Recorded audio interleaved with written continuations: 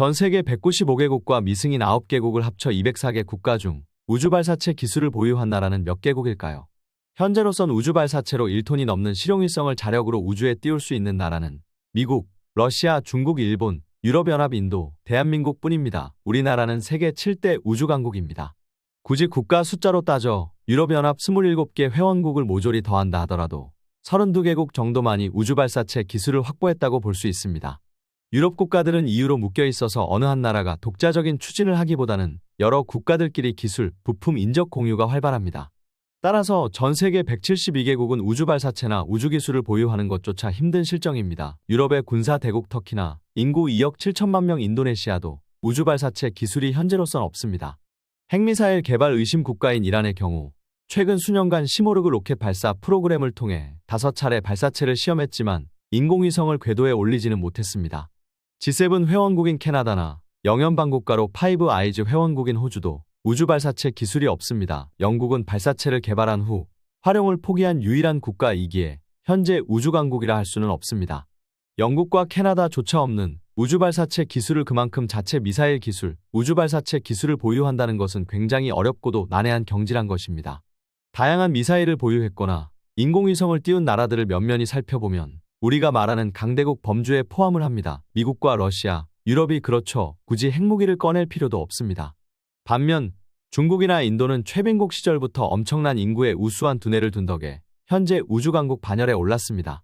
인구 5,100만 명인 한국은 우주발사체 개발을 스스로 준비했습니다. 발사체 자체가 100% 국산 부품은 아니라 할지라도 우주개발 기획과 연구개발, 사업 추진, 제작 발사 모든 과정이 우리 정부 과학자, 우리 연구원, 우리 기술진으로 이루어졌습니다. 우리야, 누리호가 3차 발사를 했구나. 멋지다, 끝내준다, 이 정도로 생각할 수 있지만 누리호가 발사 3시간 전 컴퓨터 이상 문제로 발사가 중단됐을 때 항공우주연구원 우주센터 모든 연구원들은 밤새도록 이를 점검하고 살폈다고 합니다. 짧게는 수개월, 수년에서 그간 수십 년간 우리 자체 기술로 우주발사체를 우주에 올려 성공하는 일, 그 노고와 수고, 헌신의 경의를 표하지 않을 수 없습니다. 이럴 때 박수 쳐야 되지 않나요? 짝짝짝. 즉 대한민국의 우주발사체 기술력을 신뢰하고 믿으시고 자부심을 가질 만하다는 점을 이야기한 것입니다. 알다시피 미국은 대한민국의 우방, 아니 피를 나눈 혈맹이라고는 말하지만 동맹국들에게 군사기술, 항공우주 기술 등에 엄청 인색합니다. 가령 우주발사체 기술은 말할 것도 없고요. 국산 초음속 전투기 KF-21에 탑재할 AIM-120 밤람 미사일도 미국 정부가 거부하는 바람에 유럽산 미티어 공대공 미사일을 사용하기로 했죠. 다만 이 부분은 KF-21 시제기가 나왔으니 미국 정부의 입장이 언제든 달라질 수 있다는 점을 말씀드립니다. 미국 정부가 이렇게 민감한 것은 사실 미국은 기술 하나하나가 자국 민간 군수 업체들의 돈줄이고 워낙 돈에 예민하고 민감하니 미 국방부가 도와주려 해도 미 군수 기업의 눈치를 많이 보고 있는 분위기라 힘들죠. 미국을 먹여 살리는 미 군수 업체들의 파워는 대단합니다. 사실 우리나라의 로켓 발사 기술력은 아이러니컬하게도 러시아로부터 많은 도움을 받았습니다. 1990년대 불곰 사업을 하면서 러시아가 우리나라에 빌려간 차관을 갚지 못한 대신 미사일 기술이라도 주마 해서 기술력을 터득해 발전시킨 것이죠. 오늘날 누리호의 우주발사체 근간은 현무탄도미사일의 기술력이 기초, 근간이 되었다고 보면 됩니다. 따라서 누리호의 발사가 갖는 의미는 사실상 대륙간 탄도미사일 ICBM을 보유했다 해도 과언은 아닙니다.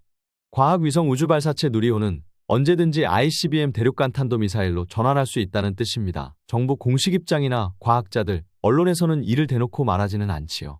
하지만 우리가 일본의 우주발사체 기술 확보를 ICBM으로 단정지어 보도하는 것과 크게 다르지는 않습니다.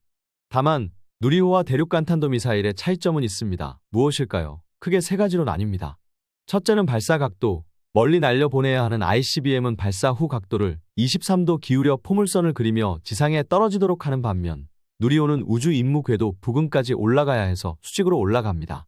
둘째는 연료에서 차이가 있습니다. 누리호는 액체 연료를 사용하는 반면 ICBM은 고체 연료를 사용, 추진력은 떨어지지만 구조가 단순해 미사일 탄도 탑재가 편리합니다. 액체 연료는 추진력이 강해 우주 멀리 날아가지만 구조가 복잡해 장시간 걸리죠. 이번 누리호 3차 발사에 연료 주입하는데 6시간 걸렸네, 7시간이 걸렸네 하는 것은 이러한 액체 연료 주입 자체가 복잡하기 때문입니다. 하지만 생김새와 발사 원리 측면이 비슷해 발사각과 연료만 바꾸면 누리호는 언제든지 ICBM으로 전용이 가능합니다.